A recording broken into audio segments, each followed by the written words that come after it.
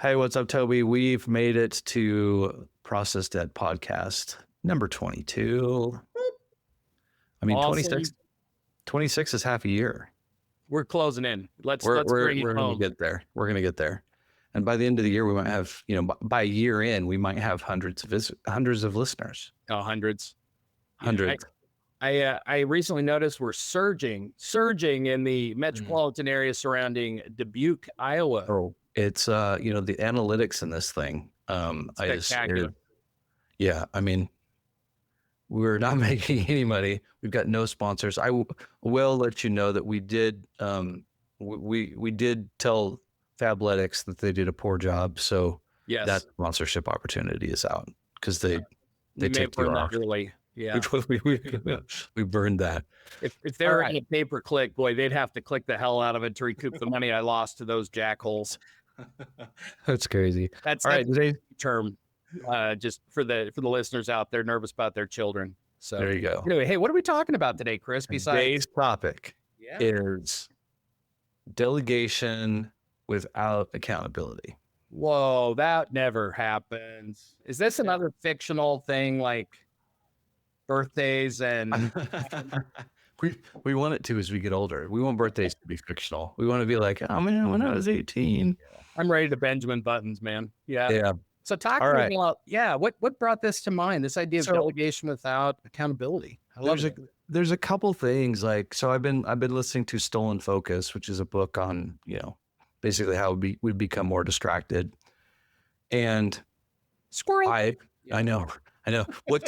Where that kind of led was like my last, as you have managers, they end up being super busy. Sure. It's the nature of the business. It's hard to delineate what's the most important versus what is the trivial. That's a really hard problem. And I think it's actually shocking to me as I've gotten further along in my career, where when I was young, I was confident and probably wrong in what was important. Maybe. And then as I've gotten older, I feel like you end up getting these like superpowers of like, that thing's important, that thing's not important, this thing's politically important, that thing is makes zero sense, but I'm going to do it anyway. Like, sure. I think the clarification of that is cleaner, but it just made me think about how often I've been in meetings where action items are given and they're given at random in a meeting and you squirreled on 3 different topics.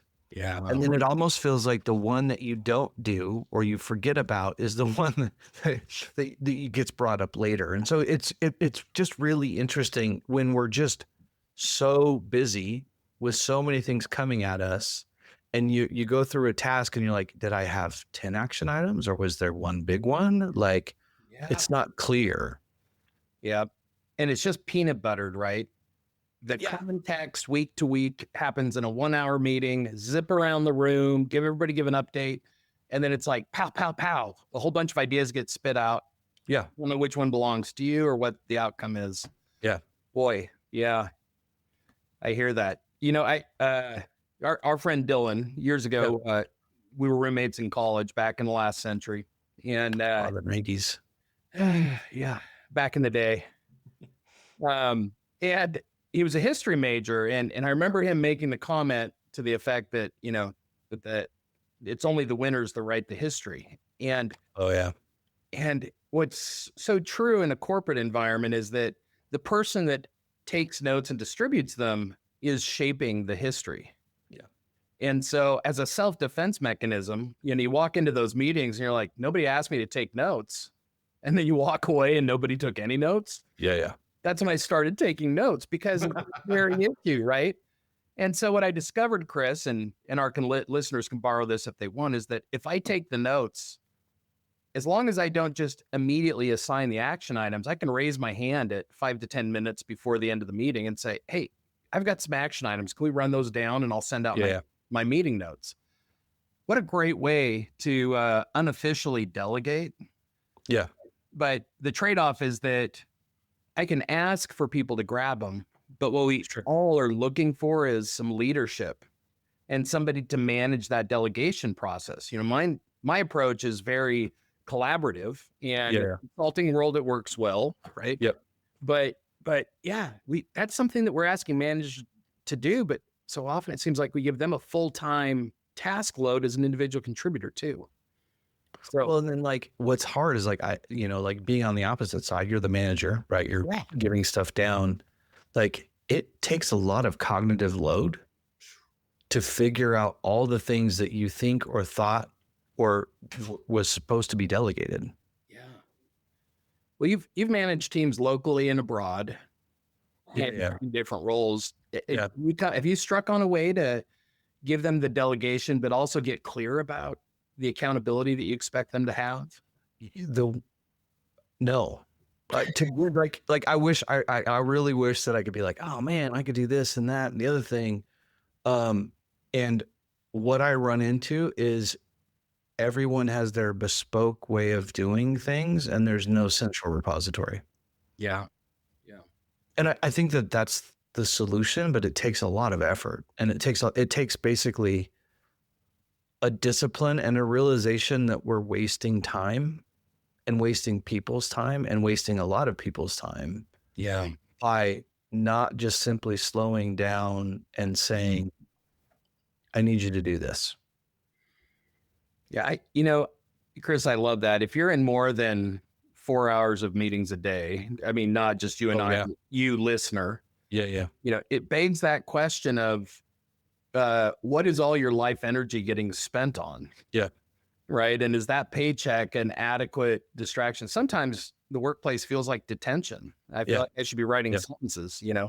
You're like, I just called to the principal's office and I don't know why I'm here. You're like, you know why I'm here. You're like, my PowerPoint was bad. Like, just spank me and send me home. Don't make my mom come pick me up. But one of the things that I did listen to a podcast, 99% Invisible. They did. There's a book called Power Broker, which is probably my favorite book of all times. Yeah. But they basically were going through it the entire year, and this book is 1,000 pages long. Like it is a tome.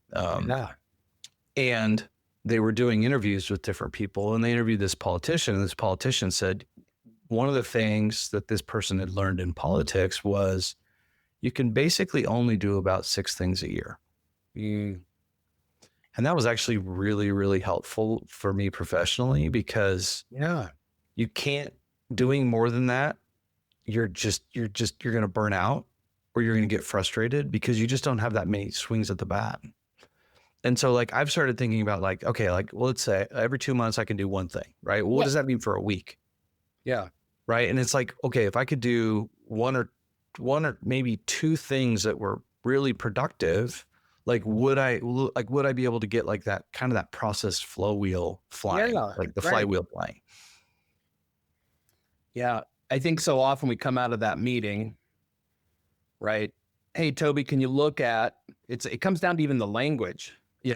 Hey, could you look into, or can you follow up on? But yeah, depending on how it's framed, it's poorly defined. And sometimes a 3-minute thing is presented the same way as a 3-year thing. Yeah. So for sure. What happens when a team or a manager says, we've got a team of 5. That means theoretically 6 things a piece. We're going to be able to accomplish 30 things this year. What are the most important 30 things? Yeah. I think we're addicted to reacting. Yeah, I think so too. And so even everybody, right? Whether it's a manager or it's like, okay, my boss asked me to do this thing. I've got to go do the thing, as you should, right? That's not a bad thing. But I think that addiction to reacting, we spend, like, I would be embarrassed to just think about how much time I waste by reacting and not just slowing down and saying, okay, what am I doing? Yeah. Why is this important? Right? Like, and then the other thing that's hard is like, as with direct reports, like there's always going to be this push and pull, and like, how much do you trust versus not trust? And that's always going to be a balancing game, but it's like the truly like slowing down and being like, okay, is this something we really want to do? I don't think we think about that much in business. I think it's, like even in this, the book, Stolen Focus, it said most CEOs have about 28 minutes a day of focus time. What are they wasting all that time on? I don't know, meetings. You got to have your meetings.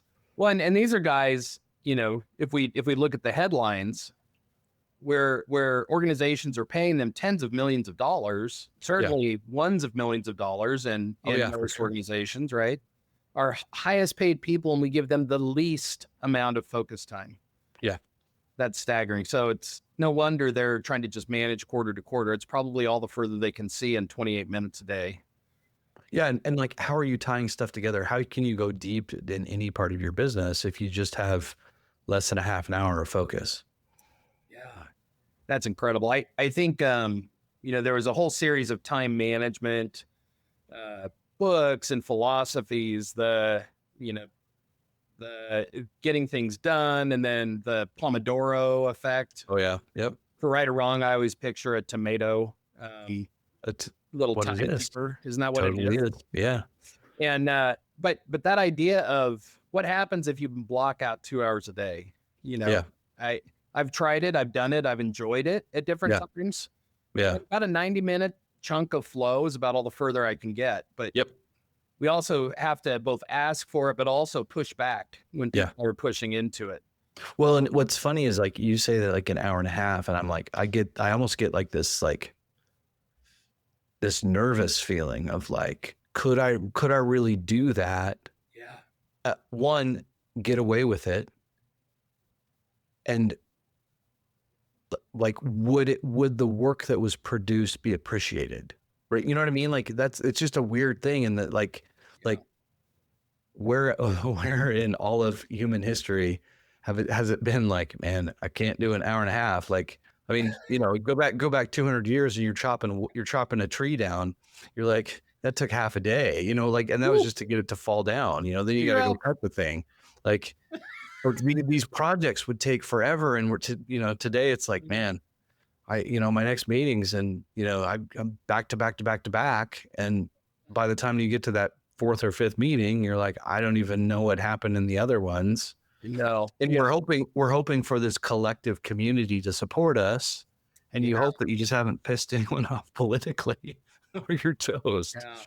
Yeah. The thing I'm taking away from this as we talk about it is whether you have 5 minutes or an hour and a half, or you have a week to chop down a tree, understanding what the expected accountability is probably the right question. Oh yeah, for sure. When somebody throws it, the single best point in time for us to get on top of that is ask, what is it that you're looking for from me? Yeah. And is this something you want me to head up or something you want me to do? Yeah. Scope, schedule, budget, right? Turn an ask into some kind of SMART goal. Yep. Right? That's specific and measurable, and you have some time-bound elements, because then you know whether or not you can consume it. Do I need to block an hour and a half? Do I need to block a year? Yeah. What's interesting is like just that simple question. Yeah. Could that simple question of being like, what is the size of this that your ask is, I think would save people an exorbitant amount of time, because most of us, I think, are running around like with that, that primal fear in our jobs, right? Where it's like, they could let us go. Right. And so the boss asks for something and instantly you think, well, that's going to take 3 months because I got to do all the things and I got to go talk to the people. And they're like, no, you already did you go and talk to your boss, and your boss is like, no, you already did the thing. I just need you to share the thing and put the thing over on this thing. Yeah. And you're like, oh, I could do that in 15 minutes. Right. And you spend 4 hours freaking out. Instead, you could spend that 4 hours playing hooky or something, right? Yeah. Yeah. I love it. Deep work. You could do deep work. Deep work. This is a good one. We might have to put this behind the paywall. Oh, yeah. What do you think, listeners? Let us know. There you go. Love it. All right. We'll catch up next week, man. All right. See you next week, buddy. All right.